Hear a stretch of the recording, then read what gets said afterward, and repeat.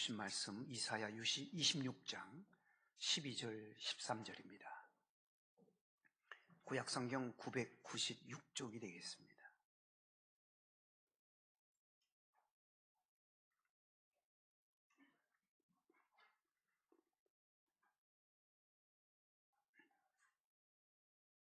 여호와여, 주께서 우리를 위하여 평강을 베푸시오리니 주께서 우리의 모든 일도 우리를 위하여 이루심이니이다.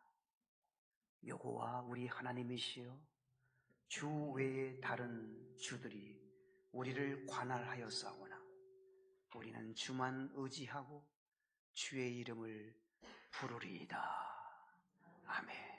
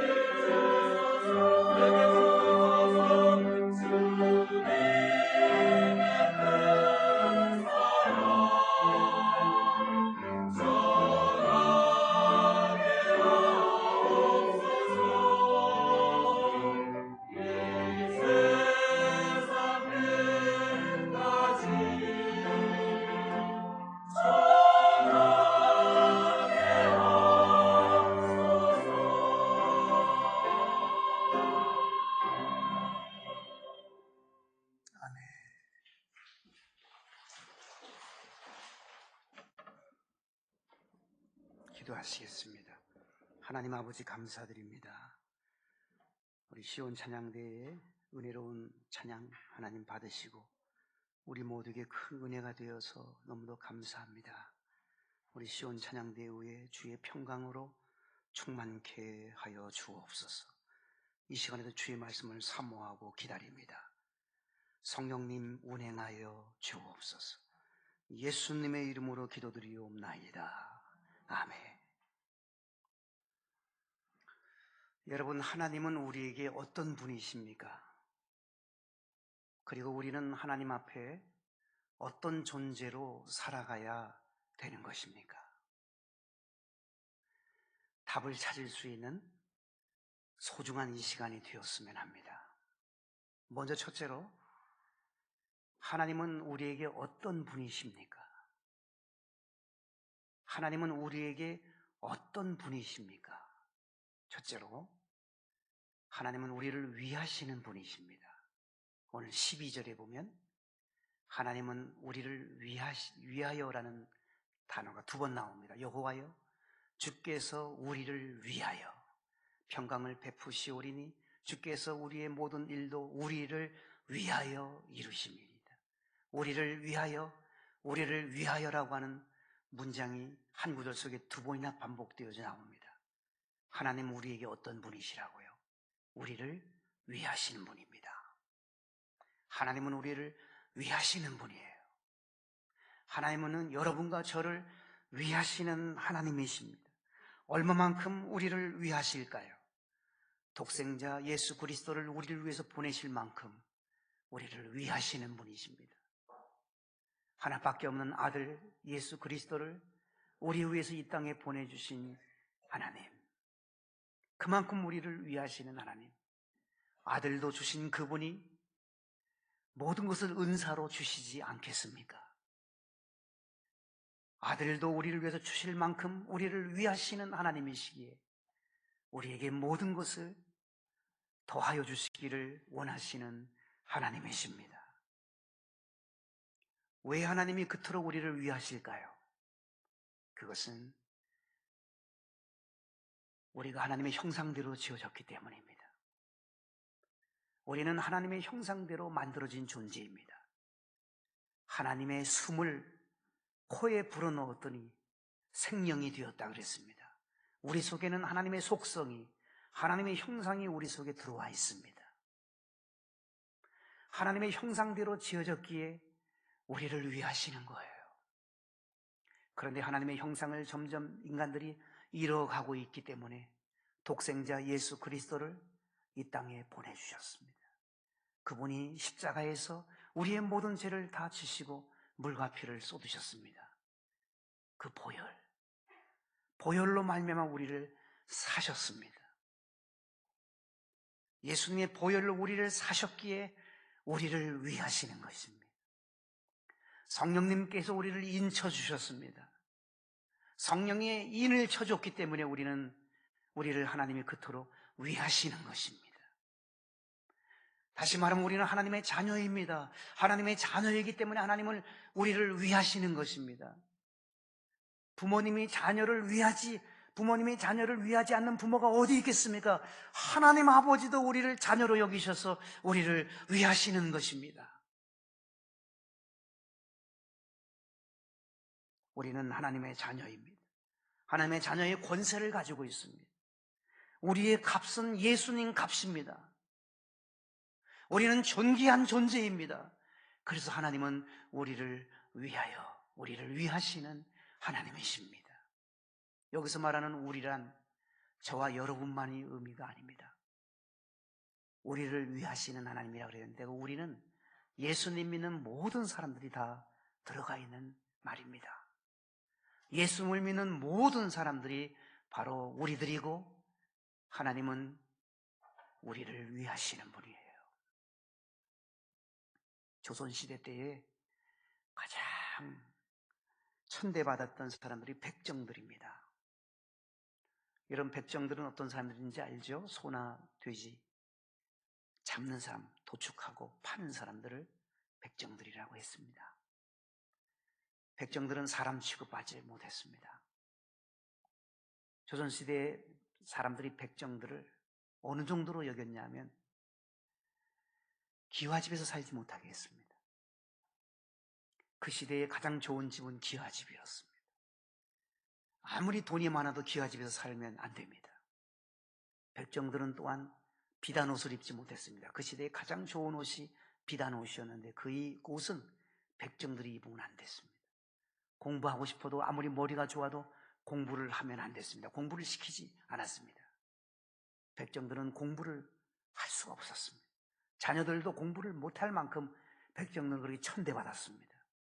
그리고 백정들은 허리를 펴고 살 수가 없었습니다. 언제나 허리를 구부리고 머리를 조아리면서 살아야만 했습니다. 백정들이 어깨를 쫙 펴고 머리를 꼿꼿이 들었다가는 큰일 납니다. 백정들은 사람 취급받지를 못했습니다. 그때 우리나라에 들어왔던 여러 선교사 중에 사무엘 무어라고 하는 선교사가 있었고요.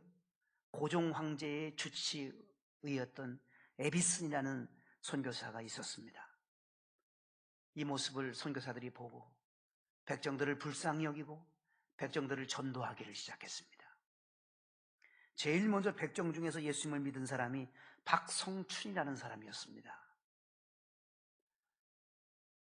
사람 대접받지 못했던 박성춘, 그가 예수님을 믿었습니다. 그 박성춘이 우리 안에 들어가는 거예요. 하나님은 박성춘을 위하시는 하나님이에요. 선교사님들이 고종 황제에게 탄원서를 제출했습니다.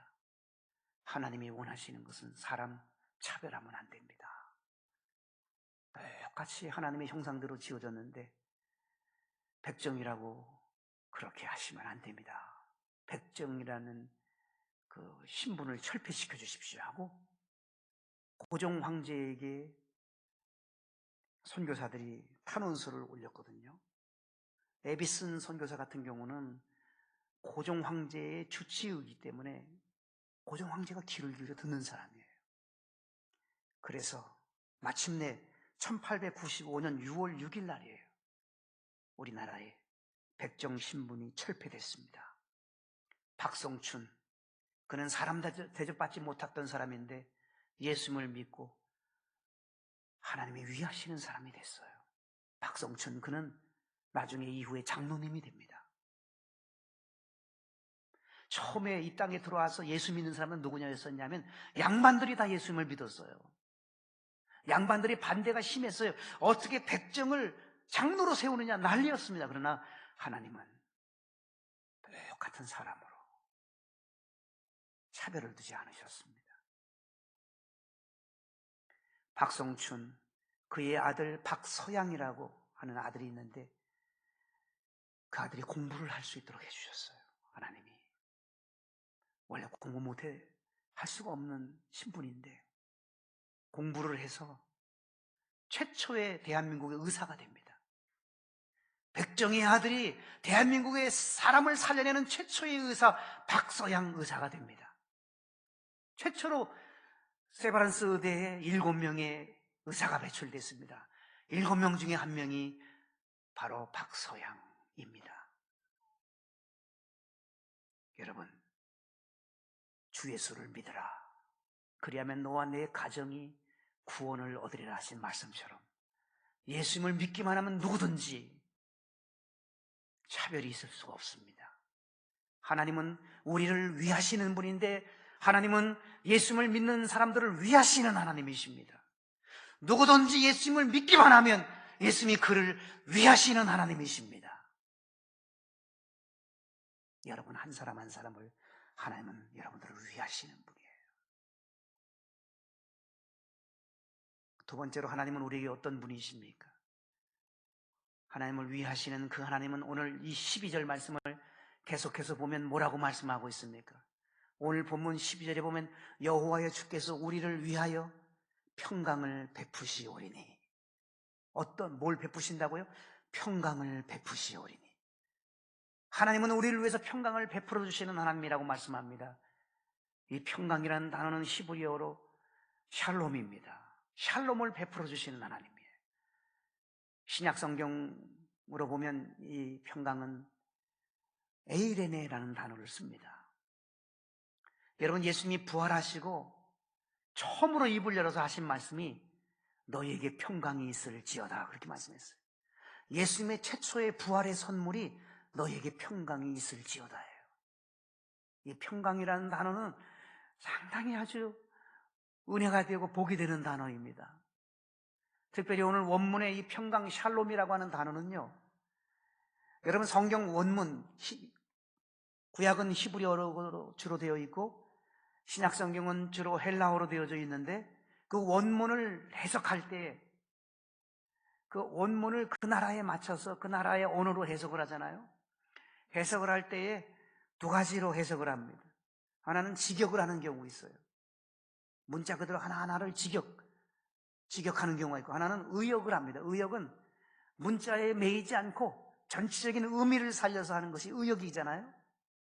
그런데 이 샬롬이라는 단어는요, 평강이라는 오늘 본문의 단어를 의역을 하면 첫째는 평안이라는 뜻이에요. 하나님은 어떤 분이시는가? 우리를 위해서 평안을 베풀어 주시는 하나님. 우리의 마음의 평안, 우리의 가정의 평안, 교회의 평안, 나라와 민족 속에 평안을 주시는 하나님이시고, 평안이라는 의미도 있지만 잘됨이라는 뜻도 있어요. 잘됨. 하나님은 우리를 잘되게 베풀어 주시는 하나님이에요. 또한 잘됨이라는 의미가 있는 것이 아니라 건강이라는 의미도 있어요. 하나님 우리를 건강을 우리에게 베풀어 주신 하나님. 행복이라는 의미가 있습니다. 하나님 우리에게 행복을 베풀어 주신 하나님이에요. 형통이라는 의미도 있습니다. 하나님 우리를 형통을 베풀어 주신 하나님이에요.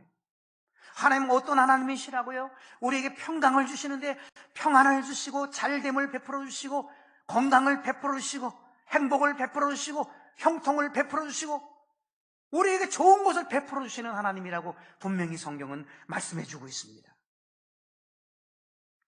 그래서 공동번역에는 오늘 본문을 이렇게 번역을 했습니다. 우리를 위하여 잘 살게 하시는 하나님이라고 번역되어져 있습니다. 잘 살게 하시는 하나님. 그 잘 산다고 하는 것은 돈 많이 벌고 여러분 높은 자리에 올라가고 여러분 건강한 것만 의미하는 것이 아닙니다. 잘 살게 한다는 것은 하나님의 자녀로 잘 살게 한다는 거예요. 하나님의 자녀답게 하나님의 자녀로서 잘 살게 한다는 의미예요. 하나님은 어떤 하나님이시라고요? 우리가 배불리 먹고 이 세상에서 여러분 세상을 누리면서 사는 그러한 것으로 끝나는 것이 아니라 우리를 잘되게 하시되 하나님의 자녀로 잘되게 하시는, 하나님의 자녀답게 잘되게 살아가시게 하시는 하나님의 은총이, 평강을 베풀어 주시는 하나님의 의미 속에 담겨져 있는 것입니다. 덴마크의 실존주의 철학자 키엘 케골은 이렇게 말을 했습니다. 불안은 죽음에 이르는 병이다. 그렇습니다. 여러분, 우리가 불안해하면, 평안하지 않고 불안해하면 죽음으로 가는 거예요. 반대로 평안은 생명에 이르는 약입니다. 우리가 평안하면 건강할 수 있어요. 불안하면 여러분 우리에게 병이 와요. 그러나 평안하면 우리에게 건강이 주어져. 평안하면 우리의 삶이 행복합니다. 하나님 우리에게 평안을 베풀어 주시는 하나님이셔요. 코로나 시대에 손을 하도 씻으니까 말이죠, 대부분의 사람들이 잔병 치료를 안 한대요. 그게 통계적으로 나왔어요. 코로나 이전 시대와 지금 코로나 시대하고 비교해 보니까 사람들이 하도 손을 씻으니까 여러분 손만 잘 씻어도요 웬만한 병 우리에게 들어오지 못하는 거예요. 이 손을 씻지 않고 뭐 이거저거 만지고 먹고 하니까 되는 거거든요. 병이 오는 거거든요. 그래서 이 코로나 시대에는 일반적인 병은 많이 오지 않는데 우울증이 얼마나 심한지 몰라요. 우울해가지고, 특히 젊은이들이 말이죠, 우울해가지고 자유롭게 움직이지 못하니까 젊은이들이 극단의 길을 가는 경우도 참 많다고 합니다. 다시 돌아오지 못할 그 길로 간대요. 풀어놔야 되는데 묶여 있으니까 그런 것 같습니다. 이 불안이라고 하는 것은 참 사람을 황폐케 만들어 질병을 가져오게 하는 거예요. 책에 보니까 병원에 오는 사람들의 70%가 왜 그 병이 왔느냐? 불안 때문에 왔다는 거예요. 불안 때문에. 여러분, 모든 병은 10사람 중에 7사람은 왜 그 병을 그 사람이 앓고 있느냐 하면 불안 때문에 하는 거예요. 불안은 죽음에 이르는 병이에요. 그러나 평안은 생명에 이르는 약이에요. 하나님은 우리에게 평안을 주시는 하나님이에요. 평안을 베풀어 주시는 하나님이시라고 분명히 말씀하고 있습니다.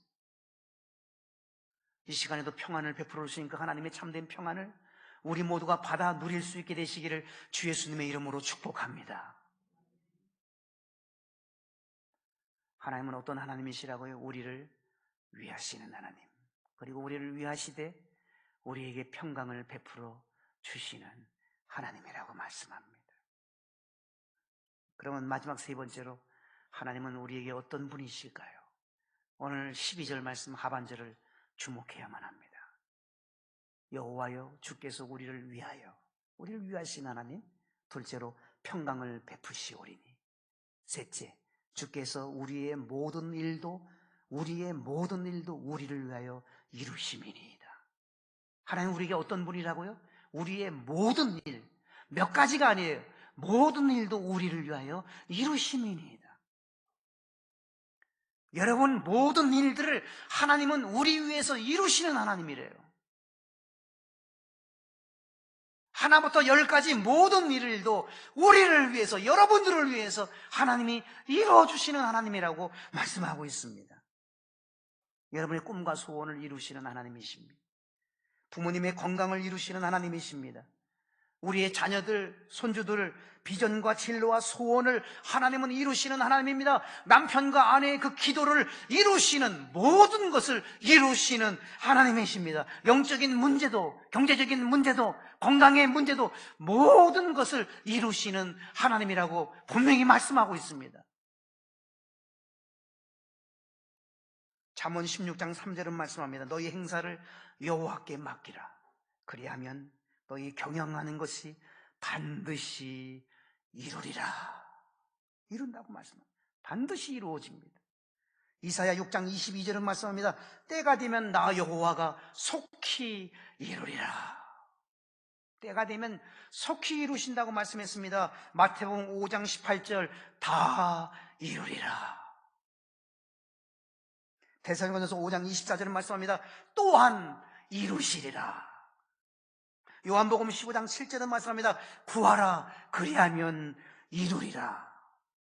이루신다고 말씀했어요. 십자가에서 모든 것을 다 이루신 예수님이 십자가에서 뭐라고 고백하시고 선언하셨습니까? 내가 다 이루었다. 다 이루신 주님.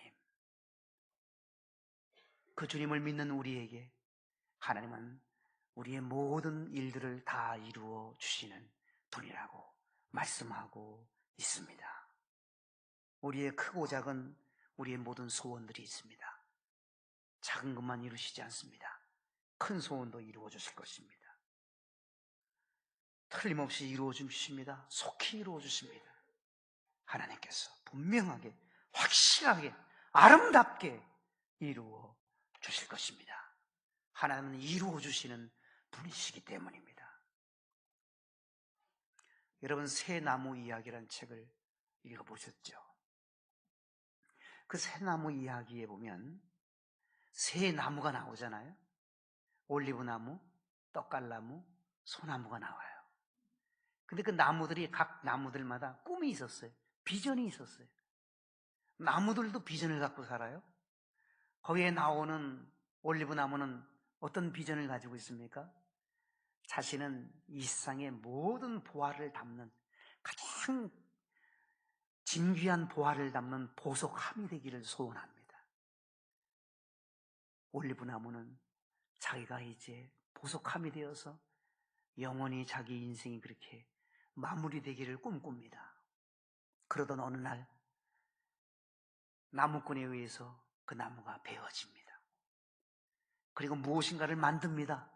목소를 통해서 무엇인가 만드는데 만들어진 것이 말구유였습니다. 올리브나무는 실망을 합니다. 낙심을 합니다. 올리브나무는 꿈이 산산이 부서졌다고 괴로워합니다. 보석함을 만들려고 했는데 자기는 보석함이 되어서 그 안에, 자기 안에 세상의 진귀한 모든 것을 다 담는 아름다운 보석상자가 되기를 원했는데 말구유화가 되어버리고 말았습니다. 두 번째 나무가 떡갈나무입니다. 떡갈나무의 소원은 무엇인가 하면 그는 왕을 태우는 배가 되고 싶어 해요. 얼마나 아름다운 꿈입니까? 비록 나무지만 왕을 태우고 가는 배가 되고 싶어 합니다. 그러나 어느 날 떡갈나무도 베어집니다. 그리고 너무도 감사하게도 배를 짓습니다. 떡갈나무가 신이 났습니다. 내가 배가 되다니 내 꿈이 이루어지는가 보다. 그리고 배를 만들었는데 조그만 나룻배 같은 조그만 물고기 잡는 배가 됩니다. 그는 실망을 합니다. 나는 왕을 모시는 배가 되고 싶었는데 내가 이런 배가 될 수가 있는가 하고 낙심하고 좌절합니다. 마지막 나무는 소나무입니다. 소나무는 높은 산에서, 산 정상에서 그 나무는 위대한 하나님의 창조 섭리를 일깨워주는 꿈을 꿉니다. 50년, 100년, 150년, 500년 그는 쇠하지 아니하고 소나무로서 그는 계속해서 산에서 남아있으면서 산 위에서 위대한 하나님의 창조 섭리를 일깨워주는 무수히 많은 역사가 자기가 다 그 역사를 섭렵한 그런 나무처럼 그렇게 드러내기를 원했습니다. 그런데 어느 날 번쩍하고 번개가 치더니 천둥번개를 맞고 소나무가 부러져 버리고 맙니다. 땅바닥에 곤두박질을 쳤습니다. 소나무도 낙심합니다. 이대로 나는 죽었구나. 내 꿈은 산산이 부서지고 말았구나. 세월이 흘렀습니다. 마리아와 요셉이 임신한 몸으로 아기를 낳을 곳을 찾다가 찾지 못해서 마구간으로 들어갑니다. 마구간에서 아기를 낳습니다. 그 아기가 예수 그리스도입니다. 예수님이 그 말구유에 예수님이 누이셨어요. 그 말구유가 바로 여러분 올리브나무였어요. 올리브나무로 만든 바로 그 구유였어요. 얼마나 영광스럽습니까? 세상에 여러분, 세상에 그런 보석 정도가 아니라 예수 그리스도, 영원한 보화가 되시는 예수 그리스도, 그 예수 그리스도를 그 안에 모시게 된 거예요. 말하다 할 수 없는 영광을 그는 누리게 됐습니다. 그리고 예수님이 자라났습니다. 공생애가 시작이 됐습니다. 공생애가 시작돼서 공생애 사역을 하는 중에 갈릴리 바다에 가서 예수님이 건너편으로 가는데 가고 오는 그 배로 바로 그 낚싯배를 택했는데 그 배가 떡갈나무로 빚어진 왕을 모시고 싶어하는 그 배였어요. 그 배가 얼마나 영광스럽습니까? 세상의 왕이 아니라 만왕의 왕이신 주님을 모시고 주님이 천국 사역을 하시도록 갈릴리 바다를 오고 가게 하는 그러한 주님 모시고 가는 배가 되었습니다. 예수님께서 이제 공생애를 마치고 십자가에 달리시게 됐습니다. 로마 군병이 번개에 맞아 쓰러진 그 소나무를 다듬어서 십자가를 세웠습니다. 그리고 예수님은 그 십자가에 달리게 되었습니다. 소나무는 인류를 구원하시는 영광의 십자가가 된 것입니다. 새 나무 이야기, 전체적인 이야기를 제가 짧게 요약을 했습니다. 여러분, 우리에게 주는 교훈이 무엇이 있습니까? 여러 교훈을 주지만 그중에 가장 강력한 교훈은 저는 그렇게 생각합니다. 꿈은 반드시 이루어진다는 것입니다. 꿈은 반드시 이루어집니다. 하나님의 자녀들의 꿈은 이루어지게 되어져 있습니다. 오늘 하나님이 어떤 분이라고 오늘 성경은 말씀하고 있어요? 하나님은 우리를 위해서 모든 것을 이루어 주시는 분이라고 말씀하고 있잖아요. 12절 말씀을 다시 한번 보세요. 하나님이 어떤 분이라고 말씀했어요? 주께서 우리의 모든 일도 우리를 위하여 이루심이니이다. 모든 일을, 모든 꿈을, 모든 소원을 우리를 위해서 이루시는 하나님이라고 말씀을 하고 있습니다. 하나님은 우리에게 그런 분이에요. 여러분, 하나님이 우리를 위하셔요. 하나님은요, 우리를 위해서 평강을 베풀어 주세요. 하나님은 우리를 위해서 모든 일도 우리 위해서 이루시는 하나님이에요. 그렇다면 이제 하나님에 대해서는 됐고요. 그러면 우리는 어떤 존재로 살아야 합니까? 13절 말씀에 담겨 있습니다. 13절 말씀 보면 여호와 우리 하나님이시여 주 외에 다른 주들이 우리를 관할하여 싸우나 우리는 주만 의지하고, 첫째, 우리는 누구만 의지해요? 주님만 의지해야 합니다. 그것이 우리가 하나님 앞에서 우리의 여러분 삶의 모습입니다. 우리는 주님만 의지해야 됩니다. 의지하세, 의지하세, 주 의지하세. 찬송도 있습니다만 주님만 의지하셔야 됩니다. 시편 28편 7절은 말씀합니다. 의지하여 도움을 얻었도다. 주님 의지하면 주님이 도우신다 그래서 시편 37편 5절 주님 의지하면 주님이 그것을 이루시고라 그랬어요. 이루어 주신다고 말씀했어요. 시편 84편 12절에 보면 주께 의지하는 자는 복이 있나이다. 잠언 29장 25절 주님을 의지하는 자는 주께서 안전하게 하시리이다. 안전하게 해주신다. 잠언 30장 5절 하나님은 주님을 의지하는 자의 방패신이라. 방패가 되어주신대요. 의지하면. 주님을 의지하면 도움을 얻습니다. 이루어 주십니다. 복이 있습니다. 안전하게 해주십니다. 방패가 되어주셔서 나쁜 것을 다 막아주신다고 그렇게 말씀합니다. 여러분, 그렇습니다. 우리가 해야 할 일은, 우리가 하나님 앞에서 해야 될 것은 주를 의지하는 거예요. 주님을 의지하는 거예요. 도울 힘이 없는 사람을 의지하지 마십시오.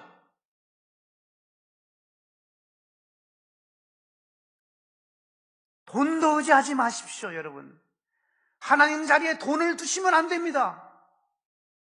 하나님 의지해야지 돈을 의지하면 안 됩니다. 돈과 함께 망할 것입니다. 하나님만 의지하셔야 됩니다. 명예, 권세, 그것도 하루아침에 추풍낙엽처럼 사라져버리고 말 것들입니다. 우리가 영원히 의지할 분은 오직 주님밖에 없습니다. 건강도 의지하지 마세요. 내가 운동을 하니까 이렇게 건강하지. 천만의 말씀이에요. 건강 의지하지 마세요. 하루아침에 인생이 달라집니다. 건강도 의지할 게 못 됩니다. 오직 주님만 의지해야 됩니다. 자녀 의지하신다고요? 여러분, 잘못 계산하셨습니다. 자녀 의지할 대상 아닙니다. 주님만 의지하셔야 돼요. 자녀 때문에 실망해요. 자녀 때문에 낙심해요. 주님만 의지하시면 나머지는 다 따라오게 되어져 있어요. 우선순위가 잘못된 거예요. 주님을 의지하면 모든 것이 다 따라오는데 주님은 내팽개쳐두고 다른 것을 평생 쫓아다니면서 인생을 산다면 그것처럼 답답한 일이 어디 있겠습니까? 주님 의지하셔야만 합니다. 의지의 대상은 오직 주님, 오직 하나님이십니다.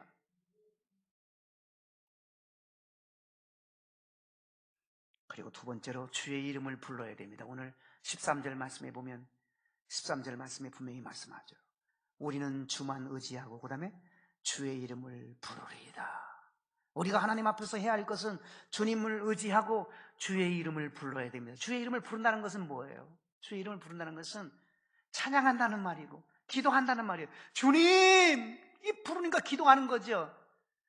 주의 이름을 부르는 자는, 주의 이름을 부르면 찬양하는 거예요. 주의 이름을 부르야 돼요. 주의 이름을 높여드려요. 주님께 영광을 올려드리는 거예요. 주의 이름을 부른다는 것은 찬양하는 것이고 기도하는 것이고 주께 영광을 올려드리는 것을 의미합니다. 에베네셀의 하나님을 여러분 부르실 수 있기를 바랍니다. 여기까지 나를 도와주신 하나님 말이에요. 임마누엘의 하나님을 부르시길 바랍니다. 지금도 우리와 함께 하신 그 하나님 말입니다. 여호와 이레의 하나님을 부르시길 바랍니다. 우리를 인도하실 하나님 말이에요. 필요할 우리에게 좋은 것 준비하시는 하나님 말이에요. 여호와 이레 준비하시는 하나님. 여호와 로이의 하나님을 여러분 부르십시오. 여호와 로이의 하나님 인도하실 하나님. 푸른 초장으로 실만한 물가로 은혜의 구름 기둥으로 사랑의 불 기둥으로 인도하실 그 하나님. 여호와 라파의 하나님을 부르세요. 우리를 치료하실 하나님, 우리 건강 베풀으실 그 하나님 말이에요. 여호와 샬롬의 하나님을 부르세요. 우리에게 평강 주실 하나님 말이에요. 여호와 니시 하나님을 부르세요. 우리에게 영적 승리를 주신 하나님을 말입니다. 불러야 됩니다. 사도행전 2장 21절과 로마서 10장 13절 똑같은 말씀이 반복해서 나오는데 누구든지 주의 이름을 부르는 자는 구원을 얻으리라 이 말씀이에요. 누구든지 주님의 이름을 부르면 구원을 얻습니다. 우리는 주님의 이름을 불러야만 합니다. 여러분 십자가의 두 강도가 예수님 십자가에 달렸을 때 함께 있었습니다. 처음에는 두 사람이 예수님을 욕을 했었습니다. 그런데 그 두 강도 중에 한 강도가 번쩍하면서 깨달음을 얻게 됩니다. 아, 이 사람은 일반 사람과 다르다. 정말 메시아구나. 왜냐하면 많은 사람들이 조롱하고 멸시하고 저주하는데도 맞대응을 하지 않아요. 그리고 이렇게 기도합니다. 저들이 아무것도 모르고 그러니 하나님 저들을 용서해 주십시오. 그 모습을 보고 강도 하나가 변화를 받아요. 그래서 이렇게 말을 합니다. 예수여. 성경에 보세요. 예수하고 예수를 불러요. 당신의 나라에 임할 때 나를 기억해 주십시오. 평생 강도짓을 했기 때문에 여러분 구원받기 어렵잖아요. 주님과 상관없는 인생이잖아요. 마지막 순간에 예수여라고 예수를 부를 때 예수님 뭐라고 말씀했어요? 오늘 내가 나와 함께 낙원에 있으리라. 낙원은 천국입니다. 오늘 내가 나와 함께 낙원에 있을 것이라고 축복해 주셨습니다. 주의 이름을 부르는 자는 구원을 얻게 됩니다. 주의 이름을 부르는 자는 새 힘을 얻습니다. 주의 이름을 부르는 자는 은혜를 받습니다. 주의 이름을 부르는 자는 치유의 은혜가 임합니다. 주의 이름을 부르는 자는 하나님의 손길이 함께 하십니다. 주의 이름을 부르는 그를 하나님은 도와주실 것입니다. 입시 시즌입니다. 원하는 대학을 가고 원하는 학과에 들어가기 위해서는 중요한 것이 내신입니다. 좋은 내신을 받기 위해서는 여러분 오랜 시간들을 각고의 노력을 하면서 지내왔습니다. 자기가 원하는 학교, 원하는 학과를 가려면 유치원 어려서부터 준비해야 돼요. 어느 날 반짝해서 되는 게 아니에요. 유치부, 초등부, 중고, 고등부까지 철저하게 준비해도 될까 말까 하는 거예요. 좋은 내신을 얻는다는 것은 그렇게 쉽게 되는 게 아니에요. 그래서 좋은 내신을 얻어서 원하는 학교를 갑니다. 여러분들 그거 가만 생각해 보세요. 신앙생활도요, 하나님 앞에서 신앙생활 내신이 있어요. 저는 분명히 그거를 느껴요. 신앙의 내신서가 있어요. 여러분 신앙의 내신서가 없다면 그렇게 노력할 필요 뭐가 있어요? 네? 신앙의 내신서가 아무 의미 없다면 뭐 이렇게 노력을 합니까? 마지막 죽기 한 1년 남겨놓고 반짝 멋있게 믿다가 가시지? 신앙의 내신서가 있어요. 구원받은 그 강도는요, 은혜로 구원받은 거예요. 마지막 순간에 예수님 믿겠다고 말하는 전도할 대상자 중에 그렇게 많은 사람 많은데 그건 천만의 말씀이에요. 여러분 마지막에 예수님 생각이 안 나요. 그대로 가는 거예요. 신앙의 내신서가 우리에게 있어요. 어떻게 믿음 생활을 하느냐, 어떻게 신앙의 길을 가느냐, 신앙의 내신 등급이 결정되는 거예요. 정확하게 하나님 앞에 평가받는 그날이 오게 될 것입니다. 사람은 속일지 모르지만 하나님은 절대로 속일 수가 없어요. 하나님은 속지 않으셔요.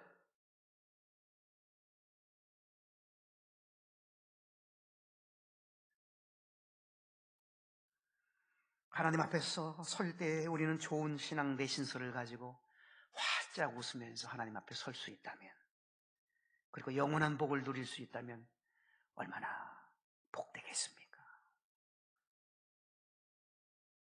성숙해져가는 가을입니다. 기도하기 좋은 계절입니다. 하나님을 더 잘 믿을 수 있는 은총의 기회입니다. 여러분, 새로워지셔야 됩니다. 변화받으셔야 됩니다. 거룩해지셔야만 합니다. 영광스러운 사람으로 우리는 바뀌어져 가야 할 것입니다. 한 번밖에 없는 생애, 후회로 얼룩지지 않고 후회로 점철되지 않는 아름다운 신앙의 길을 가실 수 있는 우리 모두가 되시기를 주 예수님의 이름으로 축복합니다. 아멘.